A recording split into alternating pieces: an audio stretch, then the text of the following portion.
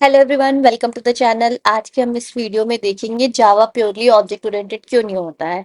ये इंटरव्यूज में पूछा जाता है और इसके बहुत सारे रीजंस हैं और सारे यहाँ पे लिस्टेड हैं। आज हम देखेंगे कि क्यों जावा ऑब्जेक्ट ओरिएंटेड नहीं है प्योरली 100%।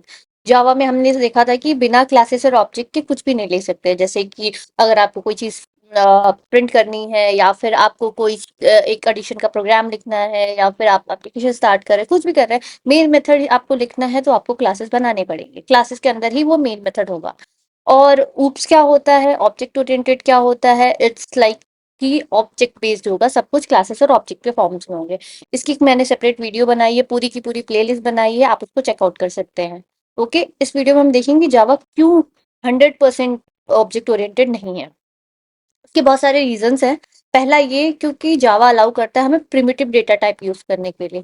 अब प्रिमिटिव डेटा टाइप क्या होता है? Primitive data type like long, int, short, byte, जो ये सारे डेटा टाइप्स होते हैं जो हम डिक्लेयर कर देते हैं। इंटीजर टाइप का, डबल टाइप का, फ्लोट टाइप के वेरिएबल्स, ये सारे प्रिमिटिव डेटा टाइप्स होते हैं। तो क्योंकि ये प्रिमिटिव डेटा टाइप सपोर्ट करता है, अलाउ करता है, इसलिए जावा 100% ऑब्जेक्ट बेस्ड नहीं है। ओके, क्योंकि प्रिमिटिव डेटा टाइप ऑब्जेक्ट्स नहीं होते हैं। जो उनके रैपर क्लासेस होते हैं, इंटीजर, ये सारे ऑब्जेक्ट्स हैं। ओके, फिर नेक्स्ट इस नेक्स्ट पॉइंटर है कि हम स्टैटिक मेथड अलाउ करता है, स्टैटिक मेथड या स्टैटिक वेरिएबल जो कि हम डिक्लेयर कर सकते हैं और यूज कर सकते हैं अपने जावा प्रोग्राम में।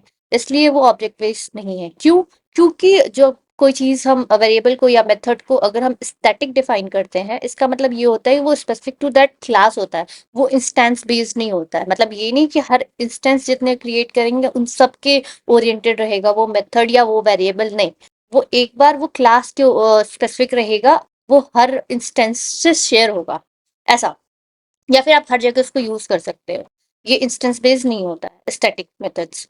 तो एक ये रीजन हुआ जो कि ऑब्जेक्ट ओरिएंटेड को नहीं बनाता है।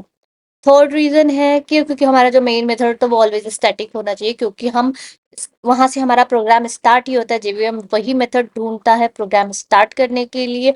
और बिफोर स्टार्टिंग द प्रोग्राम हम ऑब्जेक्ट कैसे बनाएंगे, इसीलिए लाइक मेन मेथड को हम स्टैटिक डिक्लेयर करते हैं।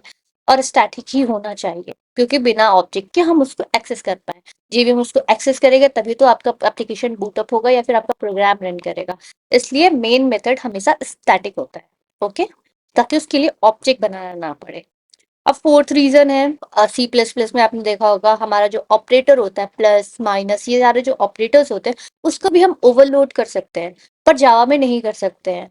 तो इसलिए भी ये भी एक रीजन है कि जावा 100% प्योरली ऑब्जेक्ट बेस्ड नहीं है। और लास्ट रीजन कि जावा में गार्बेज कलेक्शन होता है। वो ऑटोमेटिकली अगर कोई मेमोरी यूज नहीं हो रही, जो ऑब्जेक्ट क्रिएटेड है वो आगे यूज नहीं हो रहा है और वो ऐसे ही पड़ा हुआ है, तो वो मेमोरी मैनेजमेंट खुद ही करता है थ्रू गार्बेज कलेक्शन। ये ऑटोमेटिकली जो भी अनयूज्ड मेमोरी है वो उसको क्लीन करता है, क्योंकि हम उसको फर्दर अच्छे से यूटिलाइज कर सके। मेमोरी मैनेजमेंट खुद ही करता है ये जावा। और वो जेवीएम कंट्रोल करता है, इसलिए। और ये इंडिविजुअली ऑब्जेक्ट्स के थ्रू कंट्रोल नहीं होती, क्योंकि ऑब्जेक्ट उसका लाइफ साइकिल नहीं डिटरमाइन करता है कि कब लाइफ साइकिल उसकी स्टार्ट हो रही है, कब एंड होगी। ये ऑटोमेटिकली गार्बेज कलेक्शन के थ्रू वो, अगर ऑब्जेक्ट अनयूज्ड है तो उसको आप एंड कर देता है और उसकी मेमोरी फ्री कर देता है। So this is one of the reason. तो कंक्लूजन ये आया कि जावा ऑब्जेक्ट ओरिएंटेड नहीं है प्योरली। क्यों? क्योंकि ये प्रिमिटिव डेटा टाइप सपोर्ट करता है, स्टैटिक मेथड्स हम इसमें यूज करते हैं, और ये गार्बेज कलेक्शन जेवीएम कंट्रोल करता है, ऑब्जेक्ट्स बेस्ड नहीं होता है। और इन सब से हमने प्रिमिटिव यूज किया तो हमारी परफॉर्मेंस इफिशिएंसी इंक्रीज हुई। इसलिए जावा ये अलाउ करता है, पर 100% ऑब्जेक्ट ओरिएंटेड नहीं है। होप रीजंस आपको क्लियर होगा। अगर आपसे कल को कोई पूछे कि क्यों नहीं है, तो आप ये सारे रीजन को बता सकते हैं, एक्सप्लेन कर सकते हैं। इंटरव्यूज में भी पूछा जाता है तो आप ये सारे रीजंस देख सकते हैं। Hope this was clear. If you like the video, hit like, share and subscribe button and follow for more. Thank you for watching.